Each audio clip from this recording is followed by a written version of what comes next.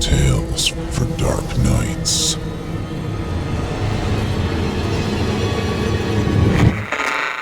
Want to make sure you never miss a Chilling Tales for Dark Nights video again? Be sure to subscribe and hit that bell to turn on notifications.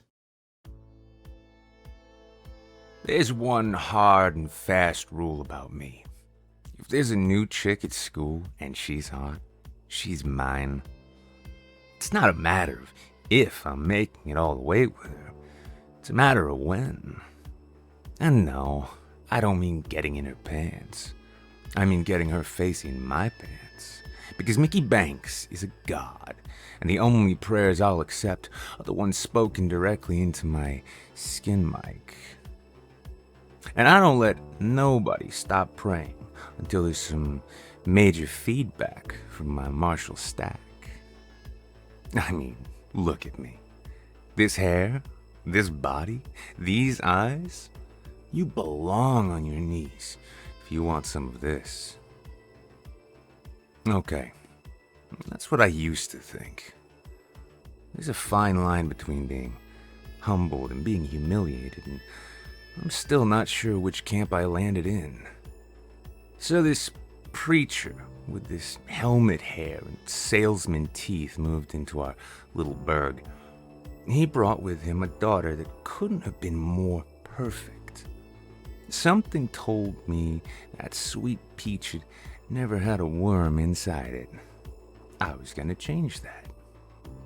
I knew my chances were good because whenever I passed her in the hall, her eyes went from my face to my jeans and back to my face. Real shy-like. She was as good as mine. But I knew that you can't just take on a preacher's daughter like you take on your average hoe.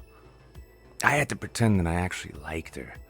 Like I wanted to know more about her than what the top of her head looked like. Her name was Olivia, and she was more than happy to hear what I had in mind. I should have questioned how easily I got in, but I was a bull, and I charged straight for that red flag instead of stopping to think about it. She had me over on a weekend when her parents would be away longer than usual due to some Sunday special tent worship extravaganza thing. She pretended to be sick, so they left home. Oh man, I don't know if it was her retainer plate or just talent, but I was seeing stars. I was a believer for just a few seconds, but then I remembered that I don't want to be punished for what I was doing. So back to atheism I went. When I could see straight again, I looked around for the mess. There wasn't any. Her lips looked real tight for a second before she smiled and winked. I got rid of the evidence. Now that, my friend, was one hell of a girl. She was probably the girl of my dreams. I didn't know it at the time. I did what I always did, chased after another one, and I made sure that Olivia saw it.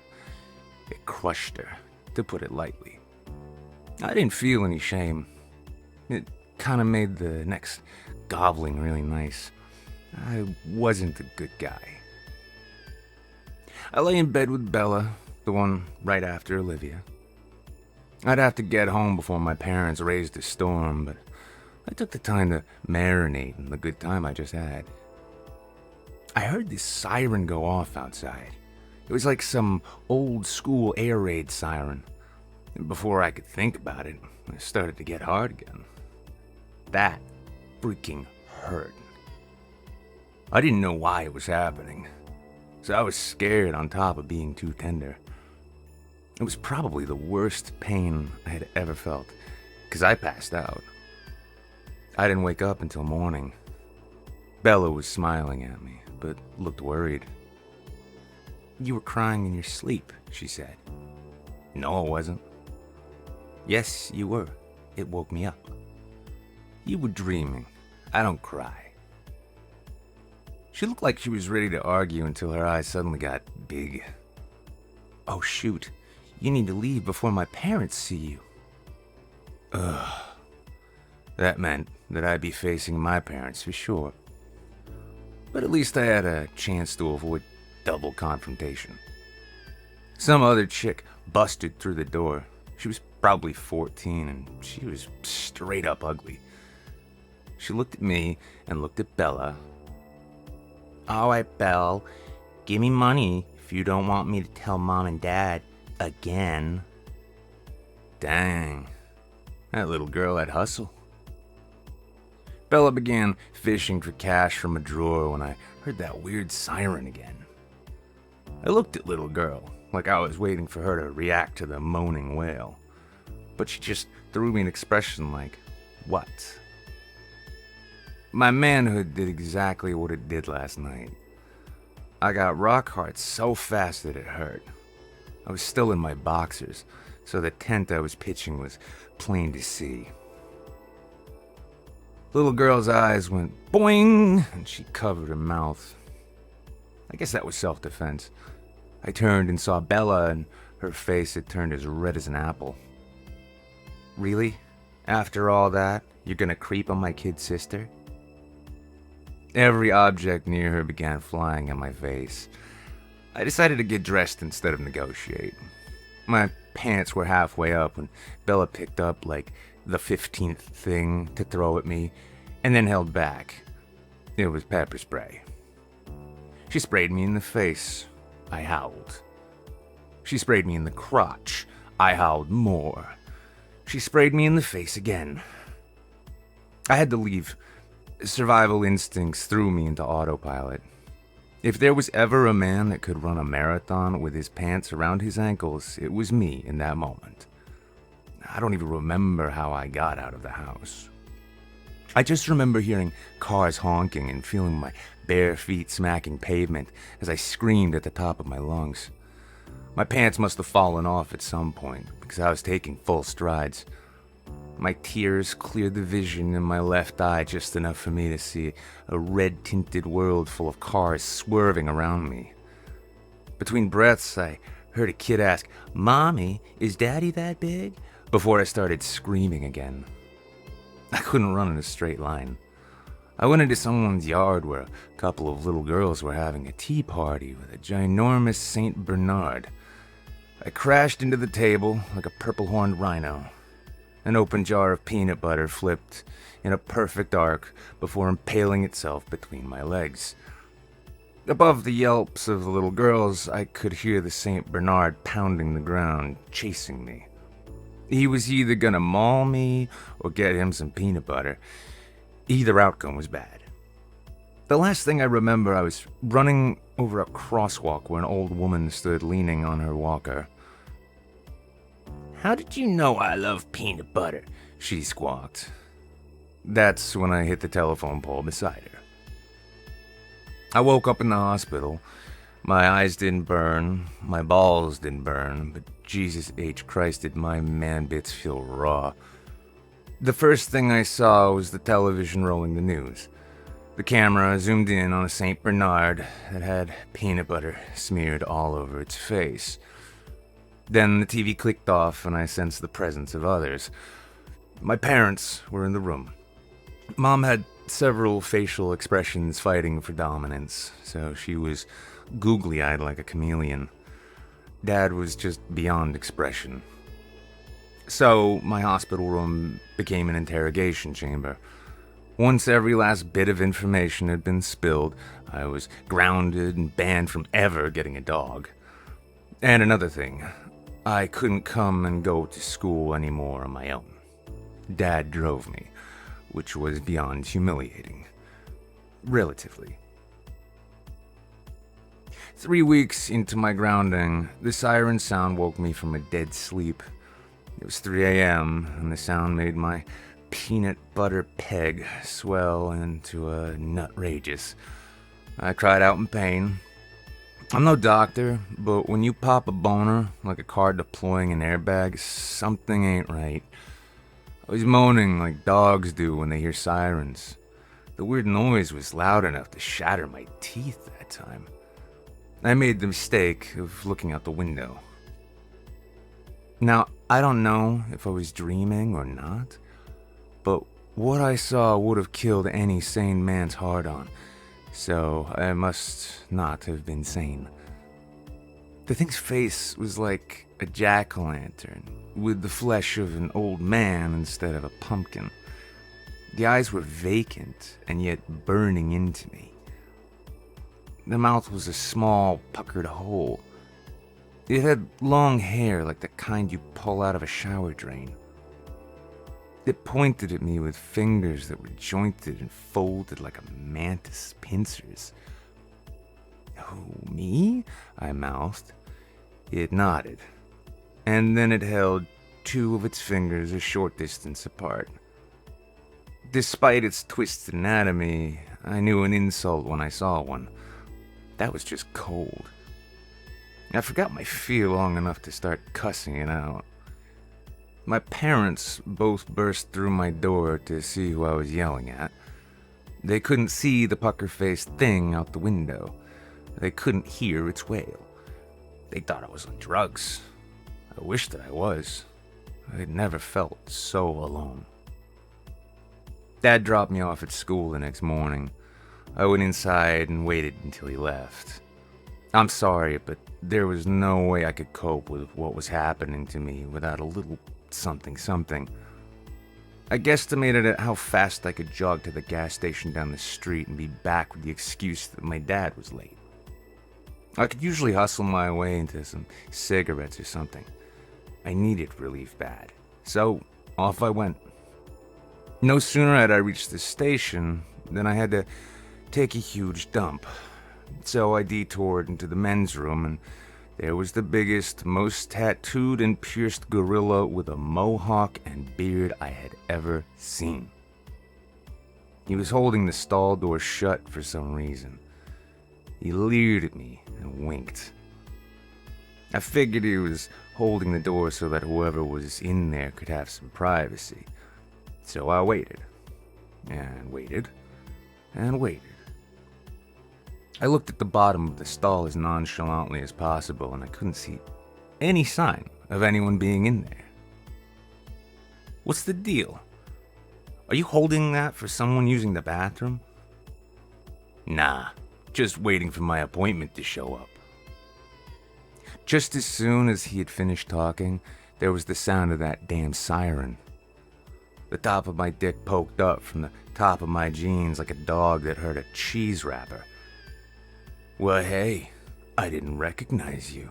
You're even cuter in person," the giant said. "Wait, what, me? Oh no, I'm not. Come here, sweet thing. Gunther wants to grease your cookie sheet." I shit myself as I was sprinting away. Warm turds slid down my pant leg and tumbled free. I think that only cranked up Gunther's excitement. "Attaboy, make some room," he bellowed. I reached the school without touching the ground more than 3 times over the whole 5 blocks. I tried to clean up in the boys' room, but I was going to stink past any hope of hiding it. I leaned on the sink and stared into my eyes for a long time. I did my best not to picture Gunther right behind me. Something was wrong. I mean, wrong on a cosmic level. Between the time I got what I wanted from the Olivia and the time that a 6-foot barbarian wanted a quickie in the men's room, something was all screwed up. It had to have been Olivia. I couldn't take it anymore. I had to find out what she had done to me. I wrote her a note with my phone number on it and dropped it in her locker. I thought that I would be in for a huge game of cat and mouse. She replied so quickly that it was as if she had been expecting me to reach out. I was shocked. She was willing to talk. I asked her if I could meet her in public. She floored me a second time by saying yes. I asked her where we could meet. She chose the school basement. Her face was as emotionless as a gravestone, but I swear I saw some whisper of satisfaction in her eyes when she saw the condition I was in. "Did you curse me or something?" There's a coven in our church congregation. It's just me and a few of the other girls. So you're seriously a witch? She nodded. And you're not even gonna try to deny it? Of course not. What are you gonna do? Tell my dad that his daughter's a witch? We do everything online, and it's all encrypted. It's not like you can tattle. Besides, if you try to, I can make things even worse for you. I raised my hand and shook my head. I get it. I just want to know how you did it. Just a little ritual with some of your DNA. My DNA? What? One of my hairs? No. I had indigestion and kept burping after you left. I blinked and shook my head. Look, I'm sorry. I'll do anything if you make this stop, whatever this is. First, you can apologize. I'm sorry. Like you mean it. Okay, I'm really, really sorry. Words don't mean shit. What do I have to do in order to convince you that I'm sorry? She smiled at me in a way that was unsettling. She cast some sort of illusion spell so that my parents wouldn't notice I was gone. She made me use my allowance to buy her dinner at the fanciest ass restaurant we could walk to. She was wearing a dress that was as burgundy as the wine they served in the joint. Not that she could have any since, we were underage. She was running up a real bill, and I knew that was the point. Nobody can put a price on a broken heart, but she sure damn well was going to try. The most sour part was how smoking hot she was. I thought she was a piece to look at before, but she cleaned up to a fine shine, looking every bit as expensive as her daddy's Rolex. She looked like $1 million, and I was starting to think that I had let something really good slip through my hands. What? She said, raising her eyebrows. Huh? What's wrong? You were staring. I shook my head and muttered an apology. I wrapped my lips around my knuckles, trying to think of something that wouldn't sound pathetic. I'm just really good at making bad decisions and not holding on to good things, I said. And what's that supposed to mean? The little brat. She knew. I could see it. For starters, I never guessed that I'd meet a preacher's daughter that was a witch at the same time. And second, okay, you look amazing, and it's got me thinking. That you fucked up? I know. I must have looked like I got slapped in the mouth, because she immediately commented on how good the food was. My pride usually kept me from learning any lessons that chicks tried to teach me, but this one was getting past the gates of my ego thanks to the shame I was feeling. Yeah, you nailed it. And there's nothing realistically I can do to make it up to you. This might pass as a kind gesture, but it doesn't fix how badly I've hurt you. And you're saying that just because you didn't realize how pretty I can be. I rolled my eyes so hard. Say it. Say it. Come on. It's the truth, so say it. And I'm saying that just because I didn't realize how pretty you can be. God, that smile was so smug. But it was real. Thank you for dinner, she said, once we had stepped outside into the balmy evening. Okay, cool. About this curse. She is Feliciana Goroff. The hell did you just say? Just call her the head siren. She won't respond to that name, but it's what we call her. She can be summoned to harass anyone who has expanded a lot of sexual energy in ways that won't result in a new life. How do I get her to go away? She looked at me with eyes enlarged by the night. We need to perform a spell of abjuration. We'll go to my place since my parents are away again. I'll go down on you again. I was starting to like this abjuration stuff. And then you'll have to take it back from my mouth and swallow. Say what? Oh, fuck that. She smiled a smile that screamed, gotcha. You want Feliciana Goroff to go away? I was cornered. I was desperate. I agreed. We went to her place and I got gobbled. It felt clinical, like it was a business transaction, which made me feel like I was soliciting a hooker. The moment came. Well, I came and then the moment came. She stood up with her cheeks puffed out, and before I could tell her that I needed a moment, she smashed her lips against mine and... I don't want to talk about it. It all happened so fast that my gag reflex was too late. I prayed that I didn't burp. Anything that came up wasn't going to go back down again. When I could breathe without retching, I looked up at her. She was smiling. So now what? I said. That's it. The spell of agile germination is done. She grinned in a way that sent shivers down my spine. There is no spell of abjuration. My heart sank. Then... why did you just have me... She struck me across the face with a slap like thunder, and I hit the floor hard. Get out!